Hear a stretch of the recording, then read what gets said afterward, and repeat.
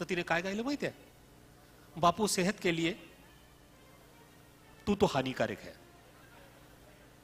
आणि धीरज दादा, तुम्हाला सांगायला अतिशय आनंद वाटेल, अशा छोट्या छोट्या पर्यांनी यावेळेस प्राथमिक फेरी गाजवलेली आहे. सर्व उपस्थितांच्या साठी सांगतो, ही परी खास छत्रपती संभाजीनगर मधून या स्पर्धेकरता आलेली आहे.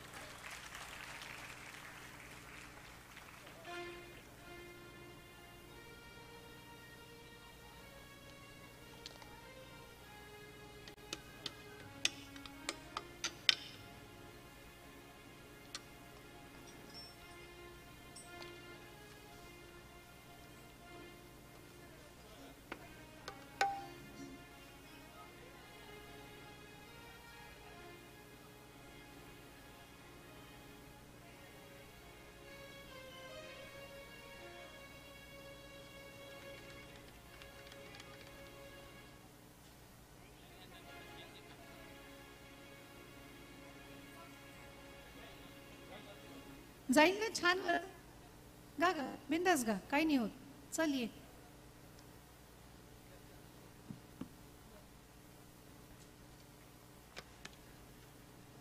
इतकी तयार आहे ना, तिला फक्त वरची लाईन गाऊन बघ स्केल करता म्हणतात, परत सगळं गाऊन बघू का एकदा इथे, असं तिने त्यानं विचारलं. हा हा इनोसन्स आहे, पण गाण्याविषयी प्रेम पण दिसतं याच्यातनं. म्हण बाळा, छान, बेस्ट ऑफ लक, मस्त गा.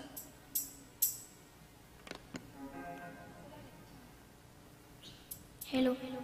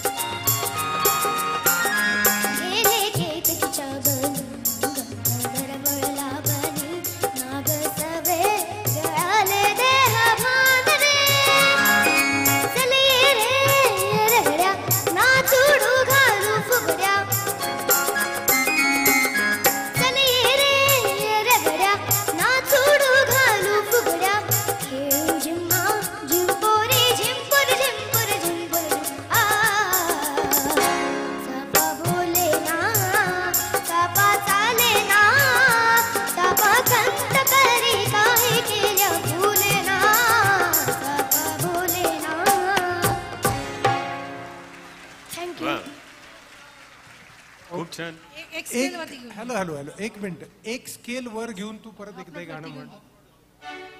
हा म्हण, करेक्ट. चाफा बोले ना, चाफा चाले ना, चाफा खंत करी काही केल्या फुले ना, चाफा बोले ना.